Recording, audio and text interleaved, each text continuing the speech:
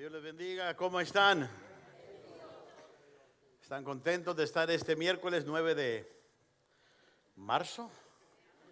Ya que ya iba a decir abril, ya voy adelantado yo, así que si necesitan un bosquejo sobre el tema de hoy, alce la mano y los urgieres le van a hacer el favor de hacerle llegar el bosquejo del estudio de esta noche. Quiero recordarles algo, digan sábado 12 de marzo. Cambiar la hora.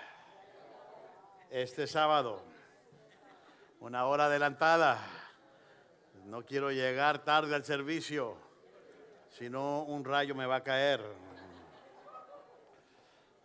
Cambie su... Yo le aconsejo, bueno, las hermanas que van a estar aquí terminando la conferencia, regrese a casa y cambie su hora durante el día. Yo acostumbro los sábados a andar con el nuevo horario y así me duermo con el nuevo horario y no pierdo una hora. Es la hora que perdemos, el día que perdemos una hora. Así que muchos de ustedes, si no se ponen trucha, se los va a caminar la noche. Así que les aconsejo que, amados, si quieren un recordatorio, dígale a su vecino, ¿me puedes hablar el sábado a recordarme? Ahora, también les aconsejo, si se le olvidan las cosas, compre almendra. El problema es que la almendra es buena para la memoria, pero se les olvida comérselas. Pero algo les va a ayudar, ¿verdad? La almendra. Pero sí, el sábado cambian la hora, les esperamos y va a estar muy bonito el servicio. Vamos a gozarnos y vamos a seguir con la segunda parte de Ha Resucitado. Así que véngase y no se lo pierdan. ¿Están listos para la enseñanza? Yo no sé cuántos de ustedes han podido leer el libro de Mateo. Nomás 2 personas, tanto afán que le he metido a esto. Okay. ¿Cuántos lo han leído al revés, el libro de Mateo? No. Okay. ¿Cuántos han leído por lo menos el primer capítulo del libro de Mateo? Aunque sea un versículo del libro de Mateo. El libro de Mateo tiene una enseñanza increíble y lo que voy a empezar, el lema principal, se los dije la semana pasada, del libro de Mateo es el rey, estableciendo el reino, estableciendo de por qué Jesús iba a ser el Mesías o es el Mesías que los judíos esperaban. Y eso es lo que va a tratar el día de hoy. No es un mensaje navideño, porque como el título lo dice, el nacimiento del rey. Pero, amados, es una enseñanza de los primeros 2 capítulos, de los 27 capítulos que vamos a estar hablando. Una hermana me dijo la semana pasada, precisamente fue la mamá de Cecia, ay pastor, dice, ¿cómo quisiera estar aquí en todos los miércoles de esta enseñanza? Y yo le dije que van a ser 27 temas, le dije, hermana, véalo por el lado amable, ya lleva 1, le quedan 26. Así que, pues ya no vino, va a tener que llevarles el CD, dice. ¿Está en internet? Hermana, si me está viendo por internet, yo sé que me miro flaco, es el mismo pastor del miércoles pasado. Espero que disfrute el servicio del día de hoy. Bueno, déjenme hablarles sobre el tema. ¿Están listos? Yo no sé, ¿cuántos traen su Biblia? Yo voy a usar hoy, y en su bosquejo está la nueva versión internacional. Es la que voy a usar. La próxima semana voy a usar la nueva versión. Hoy voy a usar la Biblia de las Américas. La próxima semana uso la nueva versión internacional. Pero, amados, simplemente para que todos estemos en el mismo canal, por eso les pongo la cita bíblica, amados, dentro del bosquejo. Una de las cosas que Mateo está tratando de presentar en este libro, establecer el hecho del reino y del rey. Establecer el hecho de que existe un reino y que existe un rey. Los judíos esperaban la venida de un rey que viniese a rescatarlos a ellos. Ahora, si un hombre se le aparece a cualquier pueblo o a cualquier país y reclama ser rey, creo yo que inmediatamente la gente le pediría pruebas. Tiene que haber evidencias, tiene que haber pruebas de lo que tú reclamas ser. Inclusive si usted llega y me dice, yo soy policía, pues quiero ver su placa. Y no me refiero a la de los dientes, quiero ver su placa de policía. Si usted me dice, soy contador, pues cuéntele, quiero saber. Cualquiera presente, inclusive cuando yo voy a hospitales, a veces le digo, soy ministro, y me piden identificación, y le digo, soy ministro, estas son mis credenciales. Cualquier persona que se reclama hacer algo tiene que comprobar lo que es. Si usted me dice, amados, que es rey, pues tiene que comprobar. Jesús está siendo presentado como un rey. Inclusive la gente pediría pruebas. Por ejemplo, le podría preguntar cuál es el trasfondo que él tiene. ¿De qué linaje viene? ¿Quiénes son los que le rinden homenaje a ese rey que declara ser? ¿Cuáles son las credenciales que puede tener en su vida para presentar y hacer tipo reclamo? Anticipando estas preguntas importantes, Mateo nos presenta 4 hechos, 4 factores importantes sobre el rey. Y voy a hablarles de esto en esta hora usando los 2 capítulos, primero el capítulo 1 y el capítulo 2. Ahora, hechos sobre el rey. Lo primero que yo puedo ver, lo que Mateo presenta para establecer el reinado y el rey a Jesús como rey, es la herencia del rey. La herencia del rey. Déjeme explicar este punto antes de entrar en materia. Puesto que un personaje real depende de su herencia, es de su linaje. Si usted ve que hoy en día existen algunos reyes y va por generaciones. La reina de Inglaterra no se quiere morir, aunque el príncipe Carlos está esperando, lleva muchos años y creo que se va a morir más él primero que la reina. Pero él es el que sigue, pero no se quiere morir su mamá, por más que él ora, no se muere. ¿Okay? La señora todavía quiere seguir reinando. Pero si ella llega a morir, sigue el príncipe Carlos. Si el príncipe Carlos llega a morir, sigue su primogénito, su hijo, el que está casado con Kate. Ese sigue. Son herencias, son linajes que se sigue. Ahora, era importante para Jesús establecer sus derechos al trono de David, porque el rey vendría de la simiente o de la descendencia o del trono de un rey. David era rey. De ahí vendría el rey. Ahora, voy a establecer en esta hora las 2 herencias de Jesús. ¿Cómo comprueba él que en verdad él es el rey? ¿Cuáles son las herencias? Número 1, lo primero que podemos ver, su herencia humana. Él establece su herencia humana. O sea, humanamente dice, yo puedo ser rey porque aún de mi linaje, de mi sangre, yo vengo de esa línea de la realeza. Mi papi era David, de ahí vengo yo. Y puede reclamar. Inclusive, mire cómo empieza Mateo, el capítulo 1, capítulo 1, versículo 1 al 17. Ahora, hay unos nombres que son macabros, pero vamos a tratar de pronunciarlo. ¿Qué les parece? Y otros que no puedan, usted más adivine qué quiere decir.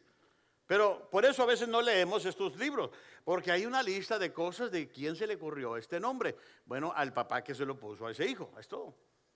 Como yo me llamo Abel, mucha gente no me cree. Yo tengo un hermano que se llama Caín. ¿A quién se le ocurrió ponerle a mi hermano Caín? A papá. A mí no me hizo el favor. Yo vengo huyendo de Caín desde que nací. ¿Okay? Porque en la Biblia yo encontré que Caín mató a quién. Nada tonto el hombre.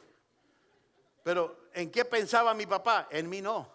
Simplemente de tantos hijos que tuvo se le terminaron los nombres bíblicos y al último le puso Caín. ¿Okay? Gracias a Dios que él no viene a mi iglesia. Y si un día llega a venir, lo mando a Tijuana a pastorear o a misioner o lo mando a África, a donde lo sea, pero aquí no se queda. ¿Okay? Simplemente play safe, dice el americano. Bueno, hay nombres que tú no heredaste. Hay nombres aquí en la Biblia que van a salir que son raros. Pero mire, son nombres que vienen de la herencia, del linaje de donde Jesús pertenece. Libro de la genealogía de Jesucristo, versículo 1. Y mire cómo empieza. Hijo de David, porque tienes que establecer algo. El rey de la descendencia, de ahí va a salir Jesucristo. Hijo de David, pero también hijo de ¿quién? De Abraham. Abraham engendró a Isaac, Isaac a Jacob, y Jacob a Judá y a sus hermanos. Judá engendró de Tamar. Ahora, quiero que entiendan aquí es el primer nombre que aparece de una mujer. Por lo regular, dentro de las genealogías, eran más bien reclamadas por los padres, por el varón. Pero dentro de la genealogía de Cristo hay mujeres. Y eso es lo que quiero que entiendan. Cristo no, voy a explicar esto, Cristo no agarró su genealogía por María, sino por José. José era de la descendencia de David. Eso es muy importante de entender. Ahora, sigamos porque hay muchos nombres bien raros ahí. Quiero llevarlos a otros 2 nombres de mujeres. a 3 más bien, el versículo 5. Salmón engendró a Raad. ¿Se sabe quién es Raad? ¿Quién se acuerda?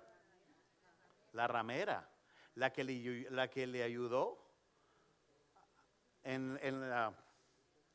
Mire, Jesús en su linaje, ¿a quién tenía? Ay, qué vergüenza. Una mujer, inclusive de eso van a hablar este fin de semana, ¿verdad? A Verónica, princesas olvidadas, de mujeres que Dios usó. Y no solo ahí, dice, de Raad, Salmón engendró de Raab, o sea, se casó con ella, a Buz. Y Buz engendró de Ruth. ¿Se casó con quién? Con Ruth, a Obed. Y luego sigue aquí el 6. Isaí engendró al rey, ¿quién? David. Y David engendró a Salomón, de la que había sido mujer de quién. ¿Cómo se llamaba? Betsabé. Okay. Aquí hay 4 mujeres dentro del linaje de Cristo que se está viendo. Y luego dice que Salomón engendró a Roboam a Abías, pero quiero que brinquemos porque hay muchos nombres muy bonitos que tal vez usted quiere usar para sus hijos después. Estúdielo. ¿Okay? Vayamos al versículo 16. Jacob engendró a José, el marido de María, de la cual nació Jesús, llamado él ¿quién? Cristo. Ahora, quiero que noten algo interesante, como lo pone aquí la Biblia, del 17 en adelante. De manera que todas las generaciones, desde Abraham hasta David, ¿cuántas fueron? 14. Y de David hasta la deportación a Babilonia, ¿cuántos fueron? Ahora, quiero que vean, también había deportación en ese entonces, ¿eh? No más es algo moderno de Obama. Okay. También había deportación. Okay. Y luego dice 14 generaciones. Y luego desde la deportación a Babilonia hasta Cristo, ¿cuántas generaciones? ¿Qué tendrá eso? Lo vamos a estar estudiando para atrás, porque ha pasado 14 generaciones en todo esto. Bueno, ahí está la lista de muchas cosas y de muchos nombres. Las genealogías eran muy importantes para los judíos, porque sin ellas no podrían probar la membresía de su tribu, ni los derechos de sus herencias. Es la única manera de comprobar de dónde venían, de que ese terreno me permanecía, o yo vengo y todo lo que mi papá o mi abuelito tenía. Ahora, yo no sé qué tanto usted puede retroceder. Yo nunca conocí a mi... Ahora sí se cumple. Yo no tuve abuelos.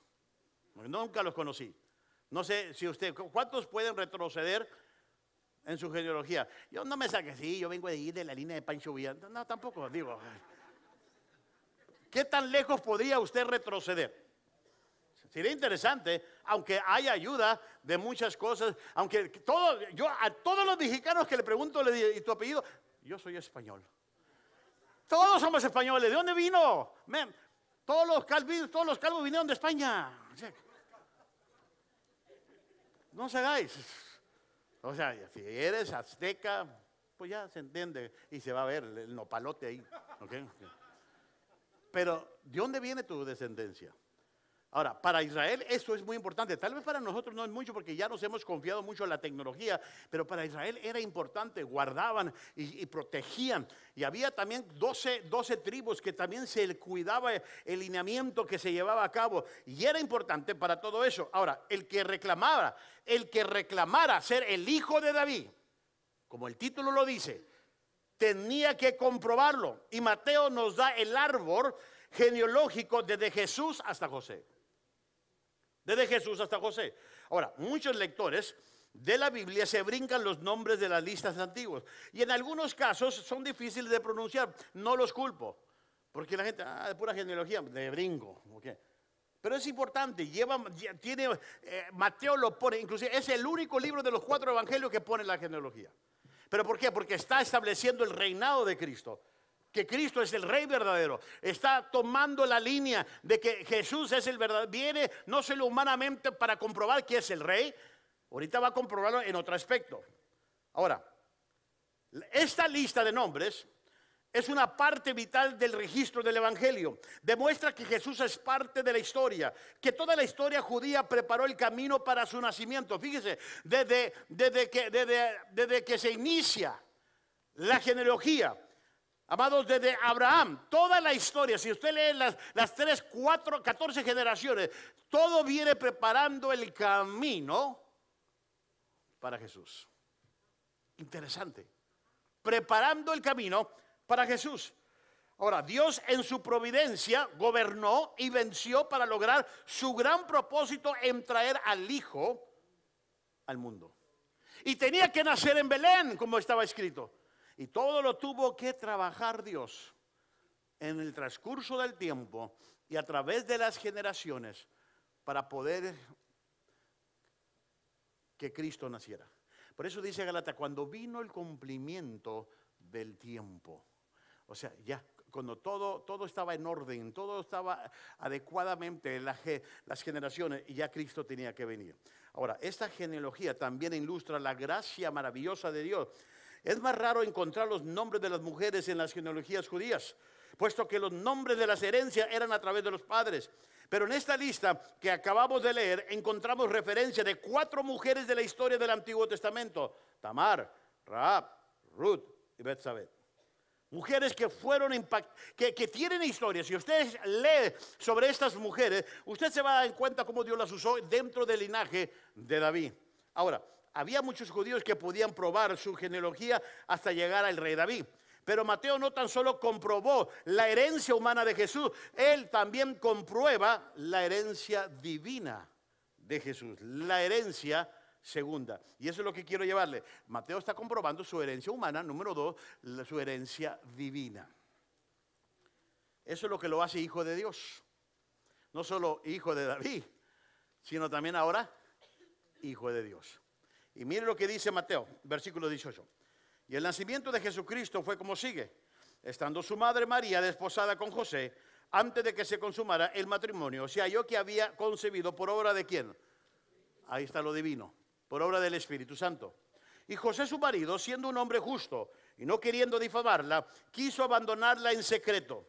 Pero mientras pensaba en esto, he aquí que se le apareció en sueño un ángel del Señor diciendo: José, ¿hijo de quién? Mire el testimonio del ángel. ¿Hijo de quién? Ya estaba comprobado la genealogía humana. De ese linaje venía. No temas recibir a María tu mujer, porque el niño que se ha engendrado en ella es del Espíritu Santo. Y dará a luz un hijo, y le pondrás por nombre Jesús, porque él salvará a su pueblo de sus pecados. Un ser humano solamente humanamente no puede hacerlo. Tiene que ser un ser divino, un rey divino. Todo esto sucedió para que se cumpliera lo que el Señor había dicho por medio del profeta, diciendo: he aquí la Virgen concebirá y dará a luz un hijo, y le pondrán por nombre Emmanuel, que traducido significa Dios con nosotros. Y cuando despertó José del sueño, hizo como el ángel del Señor le había mandado, y tomó consigo a su mujer, y la conservó virgen hasta el día en que dio a luz un hijo, y le puso por nombre Jesús. Aquí estamos comprobando que Jesús es 100% hombre, pero también 100% hijo de Dios. Jesús no fue mitad hombre y mitad hijo de Dios. No. Él en su humanidad tomó todo, sufrió, le dio hambre, durmió, pasó malos ratos, tuvo momentos alegres, pero también como hijo de Dios tenía lo divino. Había sido concebido por el Espíritu Santo. Aquí se está comprobando, y Mateo lo está haciendo de una manera increíble, estableciendo el reino y estableciendo al rey. Por eso este libro se dirige a los judíos, para establecer esa verdad. Para establecer esa verdad. Así que aquí ya tenemos en el primer punto la herencia del rey. Lo segundo que yo quiero compartir con ustedes es el homenaje al rey. Mire, desde el nacimiento se le reconoce a Jesús y se le reconoce como rey. Mire el primer versículo del capítulo 2. Después de nacer Jesús en Belén de Judea, en tiempos del rey Herodes, he aquí unos magos del oriente llegaron a Jerusalén diciendo: ¿dónde está el rey de los judíos que ha nacido? Porque vimos su estrella en el oriente y hemos venido ¿qué? A adorarle. Cuando oyó el rey Herodes se turbó, y no solo el rey, sino ¿quién? Toda Jerusalén con él. Entonces, reuniendo a todos los principales sacerdotes y escribas del pueblo, indagó de ellos dónde había de nacer el Cristo. Así que eso estaba, inclusive, cuando se indagó, no se fueron al Nuevo Testamento, no existía. Se fueron al Antiguo Testamento, que era la palabra, que había la profecía. Recuerden que yo les dije, amado, Cristo vino a cumplir muchas de las profecías, no solo en su nacimiento, sino en su muerte. Y aquí se está estableciendo estas cosas. Ahora, estos estudiosos de la Biblia, en el versículo 5, miren lo que dice. Y ellos le dijeron, en Belén de Judea, porque así está escrito por el profeta. Y tú, Belén, tierra de Judá, de ningún modo eres la más pequeña entre los príncipes de Judá, porque de ti saldrá un gobernante que pastoreará a mi pueblo Israel. Entonces Herodes llamó a los magos en secreto y se cercioró con ellos del tiempo en que había aparecido la estrella. Y enviándolos a Belén le dijo, ir y buscar con diligencia al niño. Y cuando le encontréis, avisarme para que yo también vaya y le adore. Si el hombre no sabía que había nacido, ahora quiere ir a adorarlo, no había interés propio. Ahorita voy a explicar un poquito sobre esto. Y habiendo oído al rey, se fueron, y he aquí la estrella que habían visto en el oriente iba delante de ellos hasta que llegó y se detuvo sobre el lugar donde estaba el niño. Cuando vieron la estrella, se regocijaron sobremanera con gran alegría. Y entrando en la casa, vieron al niño con su madre María, postrándose. Eso es lo que se le hace a un rey. Se le postra. Usted vaya enfrente de un rey, trate de darle la mano para saludarle. ¿Cómo estás, vato? Lo sacan, lo meten al bote por 20 años. ¿Okay? A un rey se le postra. Fíjese, el niño había nacido, el rey, y los magos llegan y se le postran, le adoraron. Y abriendo sus tesoros le presentaron obsequio de oro, incienso y mirra. Y habiendo sido advertido por Dios en sueño que no volvieran a Herodes, partieron para su tierra por otro camino. Ahora, yo voy a decirles algo, tal vez les va a sorprender lo que les voy a decir. No se sabe mucho acerca de estos hombres. Estúdielos. Hay mucha tradición sobre ellos, inclusive de nuestro trasfondo donde venimos mucho, le llamamos los reyes magos. No eran reyes, eran magos. ¿Okay? Es todo, pero ahí le va. La palabra traducida para magos se refiere a un grupo de eruditos que estudiaban las estrellas. El título de ellos los conectaba con la magia. El título de ellos, pero no eran brujos tampoco, ¿okay? Pero más bien, probablemente eran más considerados astrólogos. Estudiaban las estrellas, estudiaban el cielo. La presencia de ellos en los registros bíblicos no es un respaldo divino a la astrología tampoco. El hecho de que Dios los menciona y la palabra los menciona no es un respaldo para que usted vaya a buscar la astrología. Eso Dios lo condena. Al contrario, Dios usó la habilidad de ellos para llevarlos a la luz, que es Cristo Jesús. Cristo nunca fue a la astrología para consultarlos a ellos, sino más bien ellos fueron y se doblegaron al que todo lo sabe y al Todopoderoso. Así que si hay cristiano que dice, ay pastor, se me chispoteó y fui con la astróloga a ver que me leyera la mano y que me dijera, pues lávatela lo que tienes que hacer. Porque hay gente que tiene conocimiento de Dios y está haciendo estas burradas. Y tienen que entender esto. Esto no es una prueba o un sello de que la Biblia le está dando la astrología. Más bien está usando a estos hombres para enseñarles a ellos quién es el Señor de señores y el Rey de reyes, sobre todas las cosas. Ahora, Dios les dio a estas personas una señal especial, una estrella maravillosa que anunciaba el nacimiento del Rey. Esta estrella los llevó a Jerusalén, donde la palabra de Dios les había dicho que el rey iba a nacer en Belén. Fueron a Belén y ahí le adoraron al niño Jesús. Ahora, no se sabe cuántos magos había. Muchos dijeron, ¿sabe por qué decimos 3? Porque hay 3 regalos. Oro, incienso y ¿qué? Por eso decimos que es 3. Pero la Biblia nunca dice la cantidad de los magos. Pueden ser que 20 traían oro y otros 20 traían incienso y otros 5 traían mirra.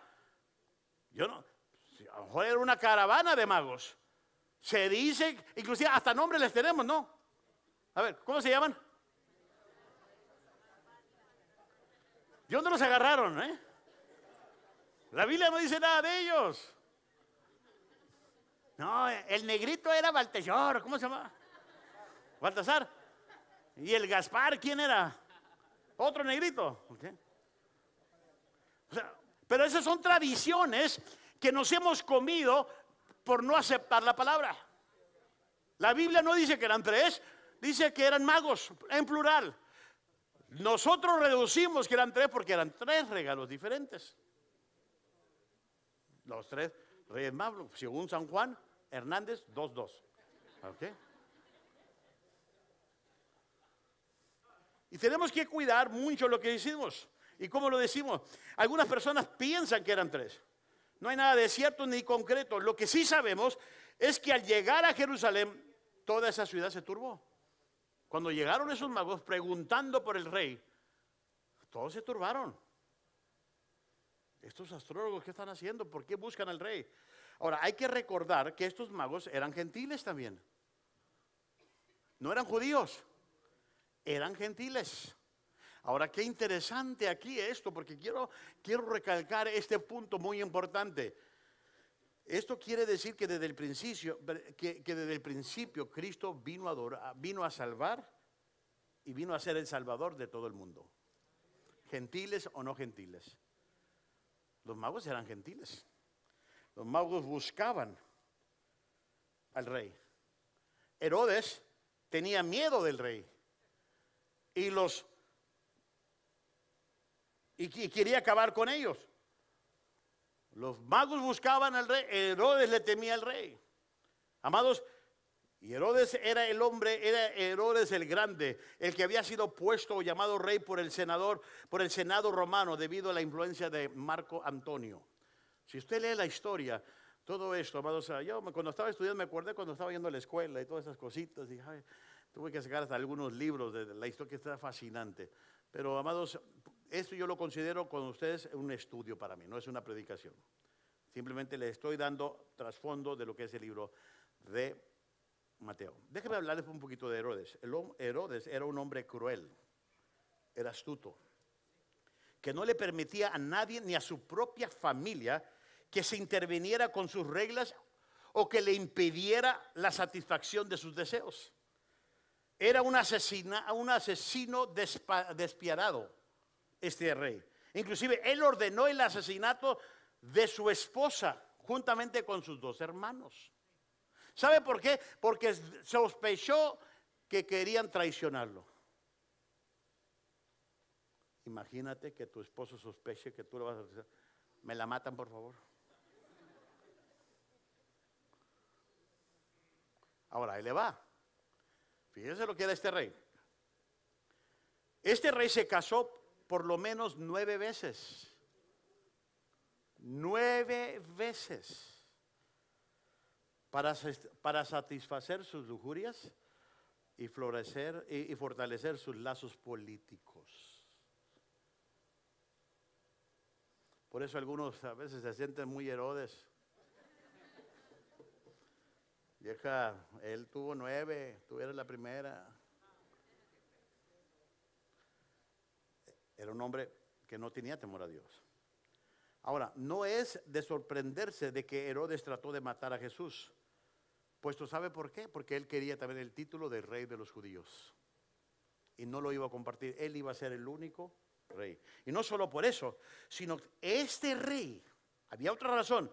Herodes no era un judío de sangre pura. Él era un descendiente de Saúl. Ahora, si nos vamos a la historia de Saúl, este es un cuadro antiguo de la lucha entre Saúl y ¿quién? Jacob. De Saúl y Jacob. Véase en los Génesis. Saúl, perdón, no Saúl. Es Saúl y Jacob. Y comenzó mucho antes de que este rey existiera. En otras palabras, otra vez, aquí estamos viendo la guerra entre lo espiritual y lo carnal. entre lo espiritual y lo carnal, entre lo piadoso amados, y entre el mundo. Y esta vez el rey, como viene de ese linaje, se topa con el linaje de Jacob, que viene siendo el rey David, amados, y Jesús. Entonces hay otra lucha, otro conflicto. Es un concepto de lucha espiritual. Los magos buscaban al rey, Herodes se oponía al rey, los sacerdotes judíos ignoraban al rey. Todo esto estaba pasando mientras Jesús nació. Jesús nació en Belén de Judea. Inclusive, la palabra Belén significa ciudad de pan. Pan dulce, pan virote, como usted quiera, pero ciudad de pan. En otras palabras, es muy alusivo a lo que es Cristo. Cristo es el pan de vida. En un pueblito muy pequeño. Ahorita voy a hablarles un poquito más de lo que es la ciudad. Déjenme llevarlo a otra declaración que hace Mateo. No solo hace la declaración de la herencia, no solo hace la declaración del homenaje al rey, porque los magos fueron a adorarle, sino también, número 3, la hostilidad en contra del rey. La hostilidad en contra del rey. En el mismo capítulo 2, versículo 13 en adelante. Después de haberse marchado ellos, un ángel del Señor se le apareció a José en sueño diciendo: levántate, toma al niño y a su madre e huye a Egipto y quédate ahí hasta que yo te diga, porque Herodes va a buscar al niño. ¿Para qué? Para matarlo. Recuerden que le dije que era malvado este rey, que era cruel, era astuto. Y él, levantándose, tomó de noche al niño y a su mujer o a su madre y se trasladó a Egipto. Y estuvo allí hasta la muerte de Herodes. Pues ya después de tantas mujeres lo mataron, ¿no? Para que se cumpliera lo que el Señor habló. ¿Por medio de quién? Otra profecía se está cumpliendo aquí. Quiero que entienda esto. Mire lo que decía: de Egipto llamé a mi hijo. Cuando Jesús sale de nuevo de Egipto, que José lo trae, se está cumpliendo otra profecía. Fíjese toda la maquinaria que Dios hace.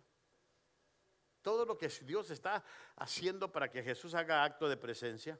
Versículo 16, vuelve a la historia. Entonces Herodes, al verse burlado por los magos, se enfureció en gran manera y mandó matar a todos los niños que habían nacido en Belén y en todos sus alrededores de 2 años para abajo, según el tiempo que había averiguado de los magos. Entonces se cumplió lo que fue dicho por medio del profeta Jeremías. ¿Se fija cómo se están cumpliendo las profecías?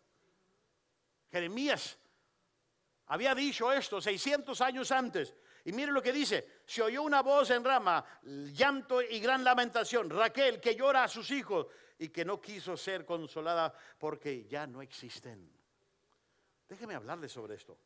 Una persona no solo es identificada por sus amigos, pero también por sus enemigos. Herodes quiso pretender que deseaba ir a adorar al rey, pero en realidad quería destruirlo. Dios le advirtió a José a que huyera con el niño y con María a Egipto. Ahora quiero decirle, Egipto no estaba no estaba lejos, estaba cerca. Había muchos judíos inclusive viviendo allí, y los tesoros que se habían recibido de los magos pagarían los gastos. Porque usted puede decir, ¿cómo se sostuvieron? Mire, Dios en su providencia por algo les trajo tesoros de oro, de incienso y de mirra. Ese fue el tiempo que ellos usaron para refugiarse, para esconderse, y la historia dice que pudieron haber usado todos esos tesoros para sostenerse ese lapso de tiempo que estaban refugiados en Egipto. Qué grande es Dios, ¿no es cierto? Los mismos tesoros y regalos que los magos. Y ahí se cumplió la profecía que les dije en Oseas 11, si quiere apuntarlo, Oseas 11:1, donde dice el profeta Oseas: y de Egipto llamé a mi hijo. Y de Egipto llamé a mi hijo. Ahora, la ira del rey fue evidencia de su orgullo. Y él no iba a permitir que nadie se burlara de él. Él se enojó. ¿Por qué? Porque los magos, a él les digo, regresen y díganme dónde están. Y cuando me digan, yo voy a ir a adorarlo, y después de que se vio burlado, se convirtió en el Incredible Hulk. Se enojó. Mire hasta dónde llega su maldad. Él mandó matar a los niños de 2 años de edad o menos que estaban en Belén. Ahora, voy a explicar esto. No quiero que se imagine una matanza de cientos y cientos de niños, porque no había muchos niños de esa edad en un pequeño pueblo de Belén. hoy en día se calcula que en Belén hay, hoy en día, fíjense, en el tiempo en que vivimos, arribita de 20,000 habitantes. Hace más de 2,000 años, mucho menos. Así que no se imagine usted que fue una matanza de cienes y cienes y que habría sangre por tantos niños, había plataforma de puros cuerpos de niños. No. Se calcula, los historiadores dicen que tal vez fueron a máximo unos 20 niños, aunque uno hubiera sido suficiente, ¿no cree? Pero nomás para aliviarles de que, wow, tantos niños mató. No, es que todo lo tenemos que poner en la perspectiva del año en que fue, no en el año en que vivimos. Y eso nos ayuda a entender un poquito más esto. Ahora, la primera mención que se hace de Belén, cuando se habla de la ciudad de Belén, está en Génesis 35. Raquel, esposa de Jacob, muere al dar a luz. ¿Recuerdan esa historia? Que fue en Belén.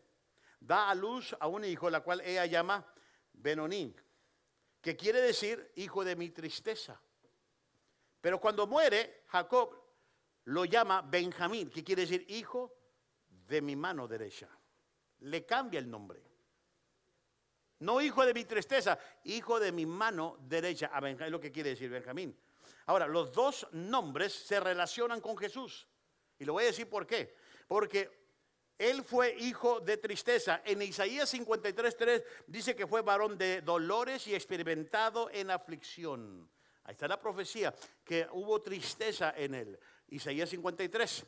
Pero también él es el hijo de la mano derecha de Dios, el que está a la diestra del Padre, intercediendo por nosotros. Así que estos dos nombres dentro de Belén son significativos, porque Cristo está cumpliendo con esos dos significativos. Ahora, la profecía de Jeremías, de esta matanza y de este llanto de Raquel, se hace 600 años antes de que Cristo naciera. Y surgió de la esclavitud de Jerusalén. Algunos de los cautivos que fueron llevados a Rama de Benjamín, cerca de Jerusalén, eso le recordó a Jeremías sobre el dolor de Jacob cuando Raquel murió. Y sin embargo, ahora es Raquel la que llora. Ella representa a las mamás o a las madres de Israel llorando por sus hijos en cautiverio. En otras palabras, Raquel está diciendo: he dado mi vida para tener un hijo que ahora ya sus descendencias no son jamás. Desaparecieron. ¿Por qué? Porque Herodes vino a matar a los niños con 2 años de edad o menos. Cortó descendencias. Fíjese toda la palabra que se está cumpliendo aquí. Amados, en el nacimiento de Jesús se está tratando estas cosas. En el rey que se está estableciendo. Mire, tuvo oposición nuestro rey. Herodes quiso acabar con él, pero gracias a la providencia de Dios y a la soberanía de Dios que lo protegió. Amado, porque todo tenía su lugar, todo tenía su tiempo, todo tenía su promesa dentro del rey. Amados, estaba estudiando sobre el domingo que vamos a estar predicando de la resurrección. Hay 300 profecías de la muerte de Cristo. 300 profecías de la muerte de Cristo. ¿Sabe cuántos se cumplieron cuando Cristo murió? 300. Todas se cumplieron. El libro de Antiguo Testamento, como yo se los dije, es el libro de promesas. Aunque en el Nuevo Testamento hay promesas, pero el Nuevo Testamento es el libro de cumplimientos. Es ahí donde Dios cumple la palabra. Y aquí Él nos prometió un rey, aquí está el rey. ¿Iba a tener oposición? Sí, lo iba a tener. Pero Jesús se declara como el rey de los judíos y rey de todo el mundo. Se cumple esta profecía. Pero lo último que voy a compartir sobre este establecimiento del nacimiento de un rey es la humildad del rey. La humildad del rey. Este rey no vino para imponerse, no vino para creerse, no vino para ocupar o hacer lado a una persona. No. Él tomó el tiempo que Dios le dio en esta tierra y lo usó bien. Inclusive en un tiempo, dice la Biblia, dentro de su ministerio, que lo querían tomar para hacerlo rey. Y se les escapó, dice, no, es que no es mi tiempo todavía. ¿Te acuerdas de la gente cuando lo quiso? ¿Quiere hacerte rey? Se les fue. Imagínate. Si saliendo de aquí alguien te quiere agarrar y te, ay, vas a ser mi rey. ¿Qué harías? Pues, hágase como se haga tu voluntad, aquí estoy. Le brincaríamos luego, ¿no? Jesús no. Jesús pudo cuidarse de estas cosas. Y mire la humildad de él. Mire el versículo 19. Pero cuando murió Herodes, he aquí un ángel del Señor apareció en sueño a José en Egipto, diciendo: levántate, toma al niño y a su madre y vete a la tierra de Israel, porque los que atentaban contra la vida del niño han muerto. Qué bonito, ¿verdad? Dios siempre cuida a los suyos. Y siempre, mira, por eso el plan que Dios tenga para tu vida, no temas. Dios te va a ayudar a salir adelante. No importa quién intente en contra de ti. Y él, levantándose, tomó al niño y a su madre y vino a la tierra de Israel. Pero cuando oyó que, ¿quién me puede pronunciar ese nombre? ¿Quién? Ay, pobrecito hombre, ¿verdad? Yo creo que Herodes estaba enojado ese día. Y nació el hijo, Arquelao, ¿qué es eso? Y así se le quedó, porque era el hijo de Herodes. Cuando oyó que Arquelao gobernaba sobre Judea, en lugar de su padre Herodes, tuvo miedo de ir allá. Y advertido por Dios en sueño, partió para la región de Galilea. Mire, y esto es muy interesante. Y llegó y habitó en una ciudad llamada Nazaret, para que se cumpliera, vuelve a cumplirse otra profecía. Lo manda a Nazaret, pero para que se cumpliera ¿qué? Lo que fue dicho por el profeta, será llamado Nazareno. O sea, si usted duda de la palabra, ay hermano Lelo, ¿qué podría hacer para ayudarlo? Se está cumpliendo la palabra al pie de la letra. Ahora, ahí le va. Dios cuidó de cada detalle de la vida de Cristo. Cada detalle sobre la vida de Cristo fue predicho en las Escrituras. Nuestro Señor Jesús creció en Nazaret. Fue identificado con esa ciudad. Ahora déjame decirles algo. De hecho, sus enemigos pensaron en un tiempo que él había nacido en Nazaret, puesto que ellos dijeron que Jesús venía de Galilea. Pero Jesús nació en Belén de Judea, pero fue criado en Nazaret.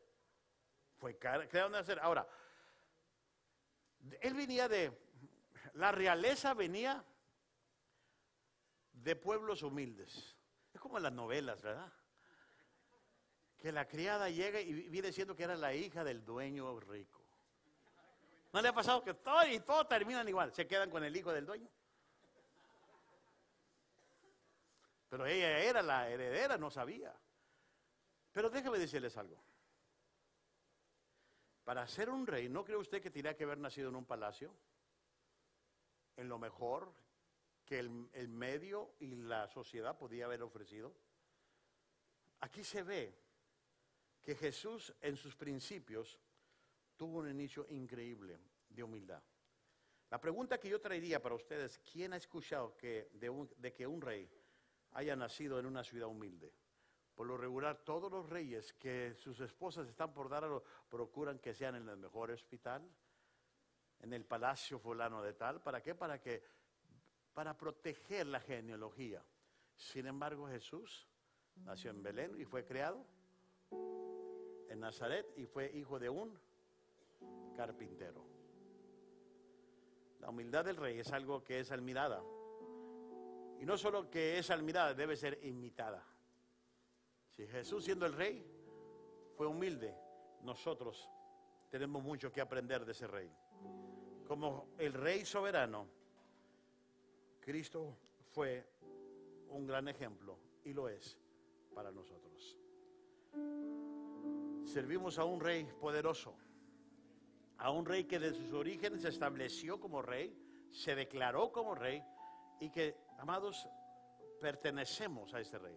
Ahora tenemos tú y yo, porque la sangre de ese rey ahora está en nosotros. Tenemos el ADN de la realeza de Dios. ¿No lo cree?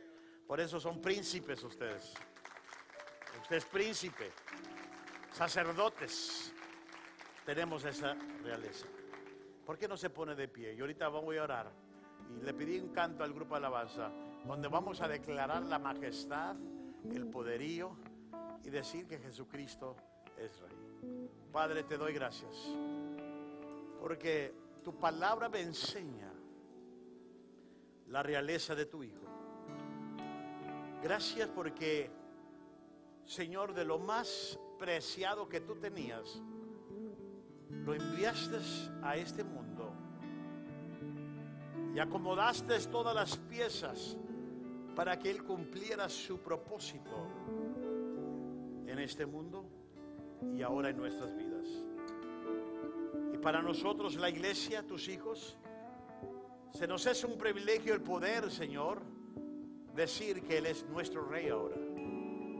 Tenemos su sangre, la sangre preciosa de su Hijo, que fluye sobre nosotros, que nos ha liberado y que nos ha hecho hijos del reino. Y lo declaramos. Y declaramos su majestad, declaramos su poderío en nuestras vidas. Y a ti te damos toda la gloria. Dale un aplauso fuerte a nuestro Dios. Majestuoso, poderoso, digno de gloria.